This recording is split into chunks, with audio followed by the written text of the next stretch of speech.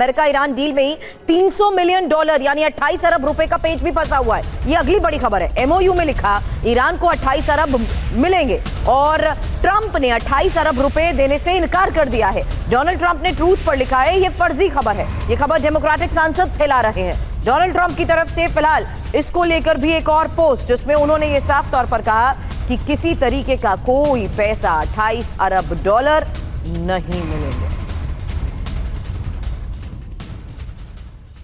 तो वहीं 28 अरब डॉलर पर जेडी वेंस ने क्या कहा? जेडी वेंस का भी इस मुद्दे पर बयान सामने आया। कहा कि ईरान को ये राशि अमेरिका से नहीं मिलेगी, खाड़ी देश ईरान को दे सकते हैं मदद। तो खाड़ी देश जरूर मदद दे सकते हैं, लेकिन अमेरिका की तरफ से ये राशि नहीं दी जाएगी। हालांकि ईरान को फंड देने पर ही मतभेद को लेकर निनाद सेठ अगला सवाल आपसे करूं, उससे पहले फंडिंग की शर्त को डीकोड करते हैं, क्योंकि जेडी वेंस ने कहा ईरान को 28 अरब रुपए देंगे और ट्रंप ने फंड देने से इनकार किया। हालांकि एमओयू में न्यूक्लियर शर्त मानने पर ही फंड और अंतिम समझौते पर ही प्रतिबंधों में छूट भी संभव।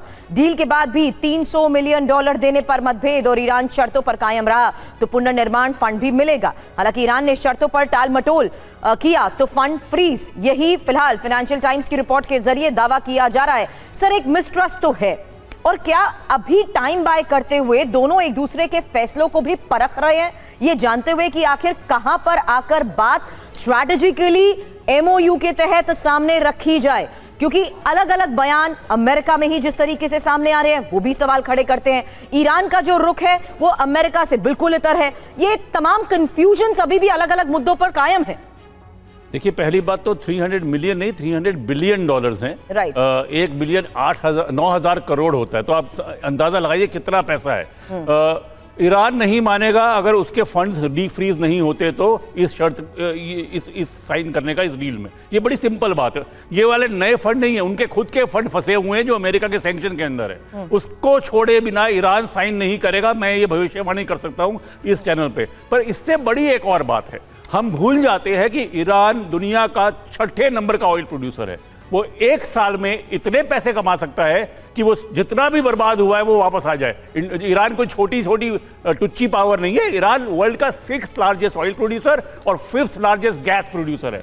तो इससे खतरा ये होगा अमेरिका और इजराइल को, और इसीलिए इजराइल इस डील से परेशान है कि इतने सारे डिस्ट्रक्शन के बाद भी ईरान इतना अमीर देश है कि एक साल में हिजबुल्लाह को वापस सप्लाई कर सकता है, अपने मिसाइल वापस ला सकता है, अपनी कैपेसिटी सिर्फ एक साल में वापस बरकरार कर सकता है। घूम फिर के बात वॉर की वहीं पे आ सकती है जहां एक साल पहले थी। तो मेरे को लगता है अमेरिका को, क्योंकि मागा के कारण इस वॉर से निकलना है, उन्होंने सिर्फ इस वॉर को एक और वॉर के लिए पोस्टपोन किया है। बिल्कुल सर, ठीक कहा आपने। और इजराइल भी जिस तरह से कह रहा है कि वो लेबनान में हिजबुल्लाह के अलग अलग ठिकानों पर हमले जारी रखेगा, तो उसी तरह से ईरान ने भी कहा है, सूत्रों के हवाले से जानकारी है कि वो हिजबुल्लाह को मजबूत करने का काम करेगा, जिस तरीके से आप जानकारी दे रहे हैं। वहीं अमेरिका ईरान करार पर एक बड़ा अपडेट आपको बताते हैं। 3 चरण में शांति समझौता होगा। फर्स्ट फेज में पीस डील तुरंत लागू होगी, दूसरे चरण में औपचारिक हस्ताक्षर होंगे और तीसरा फेज, तीसरे चरण में एटमी डील फाइनल होगी। हालांकि इसको लेकर एक बड़ा सवाल है, ईरान से करार ट्रंप की जीत या हार? क्योंकि पहले चरण के बारे में जानिए, जहां फर्स्ट फेज में ही डील तुरंत लागू और लेबनान समेत सभी मोर्चों पर युद्ध विराम। हालांकि ईरान से सैन्य ब्लॉकेड भी अमेरिका हटाएगा।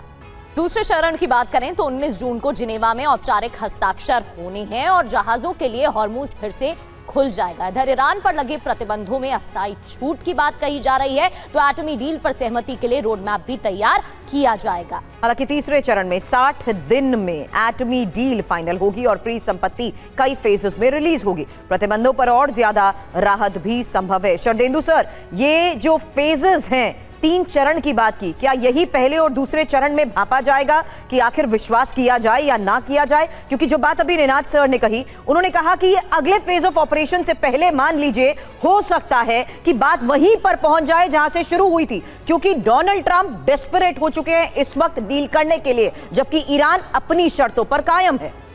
देखिए, टाइमिंग ऑफ डील देखना पड़ेगा। इस समय जो डील का जो टाइमिंग सेलेक्ट किया गया है वो G7 की मीटिंग चल रही है, साथ में अमेरिका के मिड टर्म इलेक्शन होने हैं और साथ में कहीं ना कहीं अमेरिका अलग थलग पड़ता जा रहा है। डोनाल्ड ट्रंप ने बेंजामिन नेतन्याहू के लिए बोला कि आप विश्व में अलग थलग पड़ रहे हैं, लेकिन मेरा मानना है कि आज की डेट में अमेरिका भी अलग थलग पड़ता हुआ जा रहा है, तो उसके लिए ये डील बहुत ही जरूरी थी। और ये देखिए 100 दिन के वॉर के बाद अप्रैल से वहाँ सीज फायर का कंटिन्यूएशन है, बीच बीच में छुटपुट घटनाएं हुई हैं, लेकिन जो एक मिसट्रस्ट है उसको दूर करने के लिए ये फेजिंग मेरा मानना है ठीक है। देखिए न्यूक्लियर एक अहम मुद्दा है, उसके लिए 60 दिन चाहिए।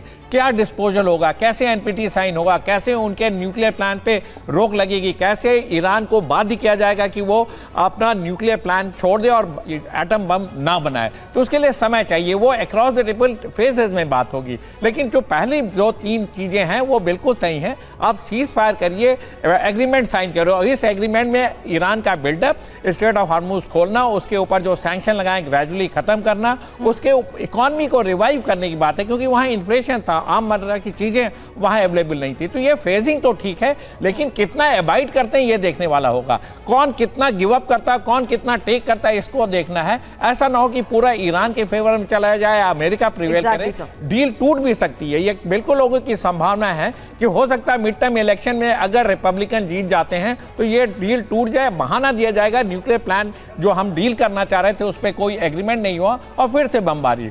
और सबसे बड़ा स्पॉइलर जो है वो है इजराइल। आज की डेट में वो मानने को तैयार नहीं कि वो लेबनान के अगेंस्ट जो ऑपरेशन है उसको सीज कर देगा। जो बफर जोन वो चाहता है, जहां उनके सैनिक घुस गए, वो विड्रॉ करेंगे। ये सारी चीजों पर संशय बना है। क्या अमेरिका के जो बेसेस रीबिल्डअप हुए हैं, जिसमें एनहांसमेंट किया गया है, डीप स्ट्राइक एयरक्राफ्ट हैं, तमाम तरीके के सीआई के एजेंट काम कर रहे हैं, वो सारे विड्रॉ करेंगे या उनकी संख्या कम होगी या वो प्री 28 फरवरी वाली स्टेट में जाएंगे? ये तमाम क्वेश्चन है जो ओवर ए पीरियड ऑफ